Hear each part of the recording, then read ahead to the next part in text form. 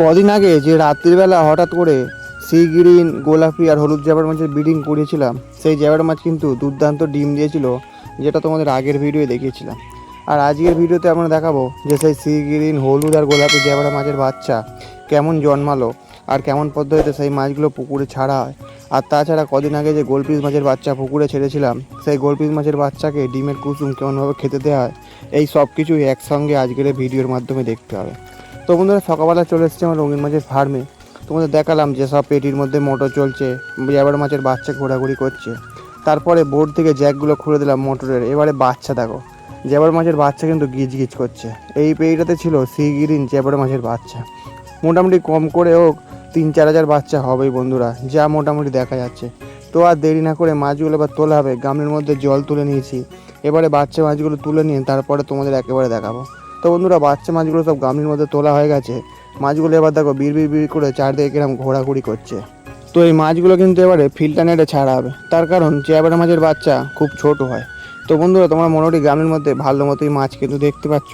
তাই আর দেরি না করে একটা প্যাকেটের মধ্যে মাছগুলো ভরে নিয়েছি। এবারে আমরা যে হলুদ আর গোলাপি জ্যাবরা মাছের ব্রিডিং একটা পিটিতে করেছিলাম, সেই মাছগুলো তুলবো। তো গামলির মধ্যে হলুদ আর গোলাপি জ্যাবরা মাছের বাচ্চা তুলে নিয়েছি। দেখো, এতেও কিন্তু বাচ্চা মাছ একটু কম আছে, তার কারণ এই মাছের পেটে ডিম কম ছিল আর মাছগুলোর সাইজও ছোটো ছিল। তাও মোটামুটি যা জন্মেছে ভালোই।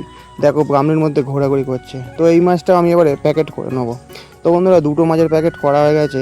আর দেরি না করে এবারে প্যাকেট দুটো নিয়ে চলে যাবো সোজা পুকুর পাড়ে, তার কারণ এখন অনেক কাজ।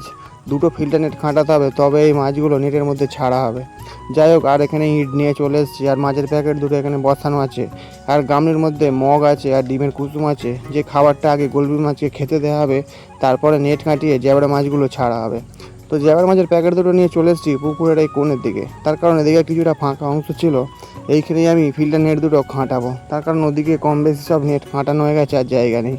তারপরে আমি পুকুরে নেমে পড়ে প্রথমে গামলির মধ্যে ডিমের কুসুমটা ভালো করে গুলে নিয়েছি। যে গোলপিস মাছের বাচ্চা দুটো নেটে ছাড়া হয়েছিল, সেই দুটো নেটাকে খেতে দিয়ে দেওয়া হবে। প্রথম নেটটার কাছে চলে এসেছি, একটু জল তাড়া দিয়ে দিয়েছিলাম। তারপরে ডিমের কুসুমটা ভালো করে গুলে নিয়ে আস্তে আস্তে নেটটা চারিদিকে ছড়িয়ে দিলাম।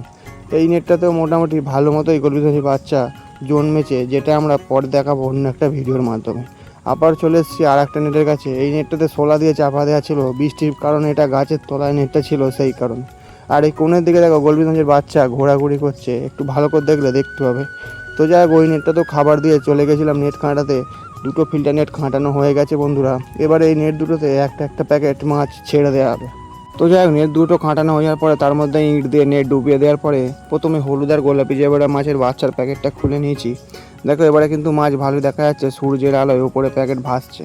তারপরে আস্তে আস্তে প্যাকেটটা আমি ডুবিয়ে দিলাম আর মাছগুলো আস্তে আস্তে বেরিয়ে গেল।